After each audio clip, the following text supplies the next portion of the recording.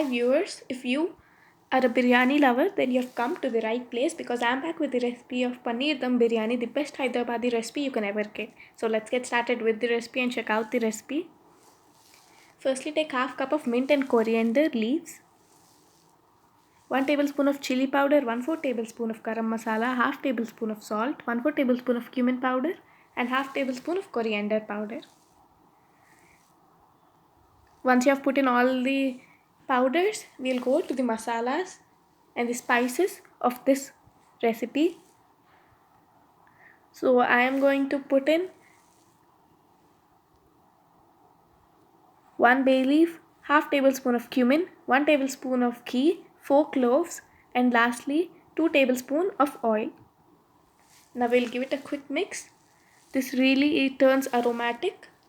Now paneer as triangles, 250 grams, coat them well. Now half cup of curd and refrigerate this mixture for 1 hour. Now I've also soaked rice for 1 hour, which is 1.5 cup. Now take oil of 2 tablespoons in another container and 2 liter of water, half tablespoon of ginger and garlic paste, half cinnamon, 4 cardamom and 4 cloves. Well, you can add rose petals if you find at this stage. Now 1 black cardamom, 1/4 tablespoon of cumin, that is shah jeera, salt. You can even add in a bay leaf as I am doing so, and some soaked rice. Now once the rice is cooked for 70%, we'll put this as layer 1 while I am adding it as the same pan or the kadai I used for coating the paneer. Now once it is 80% cooked, take all the rice and put it as layer 2.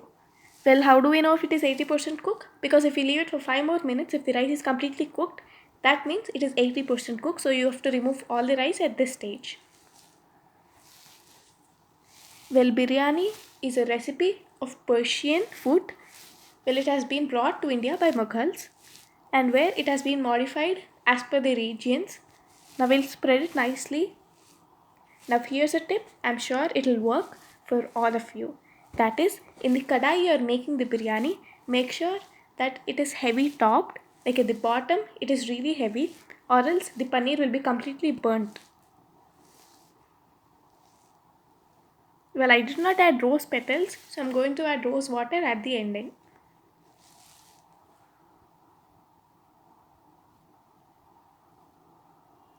This is the exact recipe how they usually make in dhabas or restaurants. So do check this recipe and make it at home for the exact same thing. Now I'm going to add in few mint leaves, which will give you a beautiful aroma and taste to this biryani.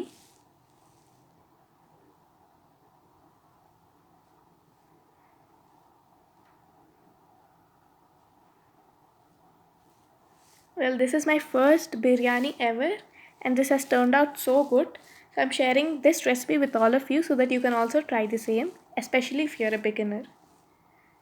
Also add some fried onion. Well, I have fried these onions at home. You can actually even use the store-bought fried onions. And I'm not giving you the measurements of mint leaves and fried onions. Now that totally depends on your taste and the quantity of biryani you're making.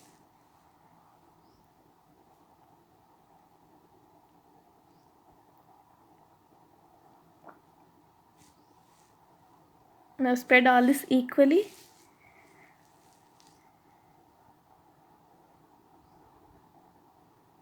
At this stage, you can add rose water if you did not add rose petals at the beginning while boiling the rice, and saffron milk. Well, I did the same, and I also added 1/4 tablespoon of garam masala. I just sprinkled it a little bit. Now we are going to dum this using tissue papers. You can use banana leaves instead. So how to do that, I am going to tell you. Firstly, completely open the tissue papers and spread it throughout the pan. We are going to lightly damp it and then we are going to put in the lid. That is such a simple recipe. You can also seal it using wheat dough, but that's again a big process. Now we'll simmer this for 8 minutes on medium flame and 4 minutes on low flame. After this process is completely done, then don't forget that you have to again rest this for 15 minutes. And after all this hard work, you get this beautiful Paneer Dum Biryani and you feel that it's all worth it.